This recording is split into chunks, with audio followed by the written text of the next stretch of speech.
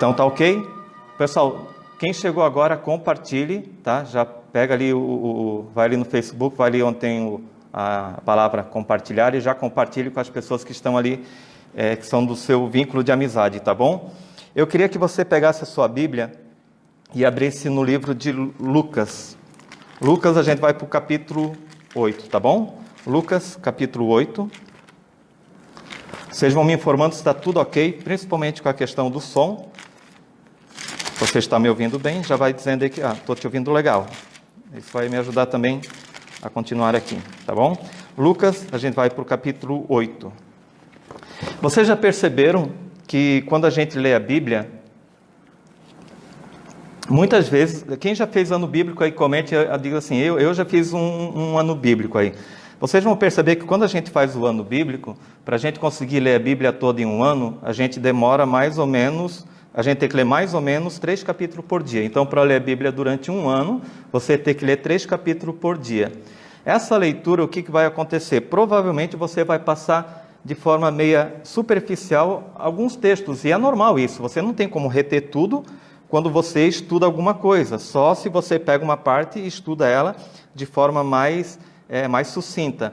Então, a gente vai ler esse trecho aqui e eu quero que você compreenda o que ele está falando aqui. Pode ser? Então, fala o seguinte aqui, ó. Ao regressar Jesus, isso está, eu não falei para vocês, né? Então, vamos lá. Lucas, capítulo 8, o verso 40. Acompanhe comigo e fala o seguinte, ó. Ao regressar Jesus, a multidão o recebeu com alegria, porque todos o estavam esperando. Eis que veio um homem chamado Jairo, ele era chefe da sinagoga, e prostrando-se aos pés de Jesus, lhe suplicou que chegasse até a sua casa, pois tinha uma filha única de uns 12 anos que estava à morte. Olha essa leitura que eu fiz para vocês aqui. Tenta perceber o que tem de estranho. Tem algo muito estranho aqui. Então, lembra que o tema é observações, então você vai observar que tem algo de estranho aqui. Tenta perceber isso. O pastor José Carlos também chegou por aí. A Libni, Graciele. Legal, irmão, me lembro dele. Que bom que lembra de mim. Que Deus abençoe, tá? O que tem de diferente aqui? Pessoal, vocês vão poder também aqui participar, mandando aqui o seu comentário também, se você não concordar. Se concordar, já diz um amém ali também. Mas tem alguma coisa de estranho aqui.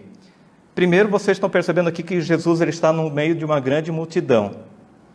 E além dele estar no meio de uma grande multidão, chegou um homem perto dele. O nome desse homem era o quê? Jairo, e ele era chefe do quê? Chefe da sinagoga. E aí que mora o problema. Ele era chefe da sinagoga.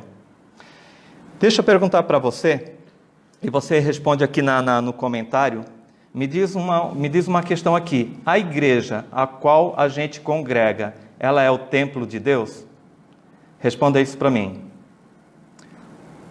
Chegou também aqui o pastor Wagner também. Me responda, é o templo de Deus? A igreja que a gente frequenta é o templo? Te dá um tempo aí para você pensar aí. Tá ok. Você que está assistindo aqui, vamos supor que você diz, olha, onde a gente frequenta, a igreja é o templo de Deus. Agora me responda, se é o templo de Deus, me responda, por que você entra dentro do templo? Por que você entra? Se for considerado o templo de Deus, a igreja, o templo de Deus, você não deveria estar dentro da igreja. Você deveria estar no pátio da igreja. Não dentro da igreja, mas no pátio da igreja. Por que você não poderia estar dentro? Porque no templo, onde havia o lugar santo e o santíssimo, só poderia entrar o quê? Ou o sacerdote, ou no santo do santo, o sumo sacerdote. Eu estou falando isso por quê? Porque eu já vim de alguns pensamentos que a igreja ela é dividida no seguinte, e fala para mim se é ou não é, se na sua igreja também foi assim já, que onde o povo está sentado é conhecido como santo, e o púlpito é conhecido como santo dos santos. Alguém já ouviu isso? Quem ainda não segue, pastor André, segue eu lá, tá? No templo de Deus é nós. Está quase por aí, Vanilda, está quase por aí. Está quase por aí. Onde que eu estava falando mesmo? Tá. Então, onde a gente senta é o santo e onde tem o púlpito é o santo dos santos. Eu já vim de uma geração que não poderia mudar o púlpito da igreja. Se tirasse o púlpito de um lugar para colocar no outro, a impressão que a gente tinha, pelo que as pessoas falavam, que desceria fogo do céu, iria consumir a gente. Gente que compara a igreja com o templo. Eu vou ser bem sucinto aqui para falar para você. A igreja não é templo.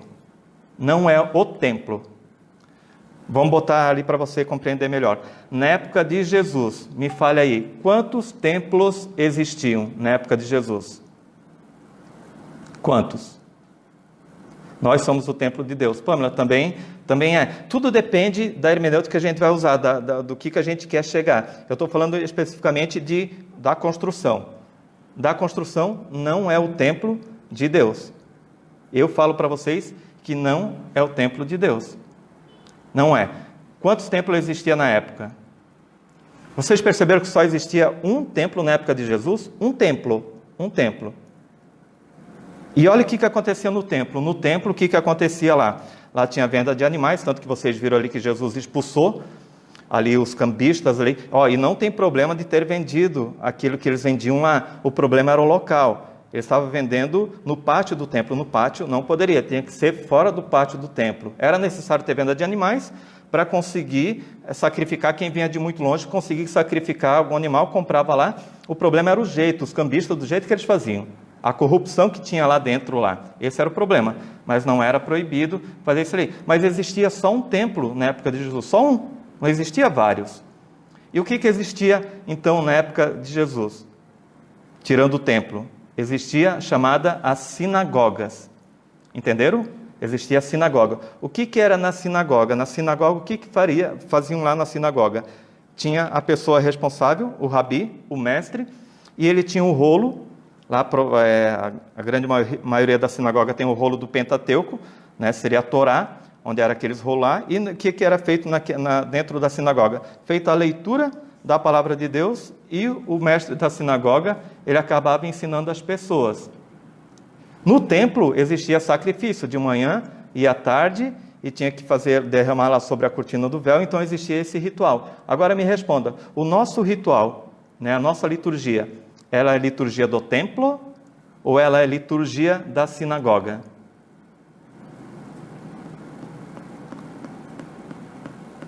Eu estou assistindo.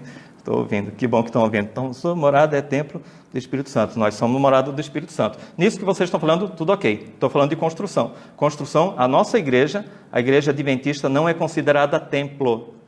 Ela é considerada uma sinagoga, se fosse para dizer.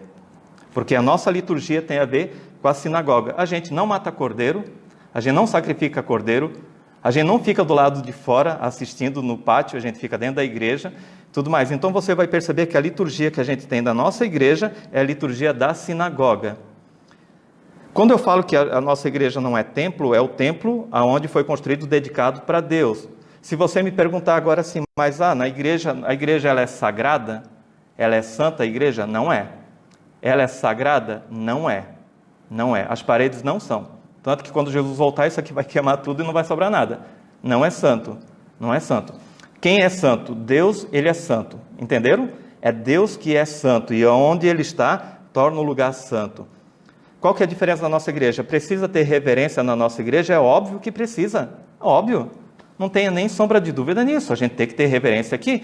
Tem que saber que aqui Deus se faz presente porque o quê? Existem pessoas. E onde estiver 2 ou 3 reunidos, Deus está ali no meio. E Deus está aqui conosco. Ele está conosco. Entendeu? Então é Deus que santifica o local e não o local que santifica a Deus.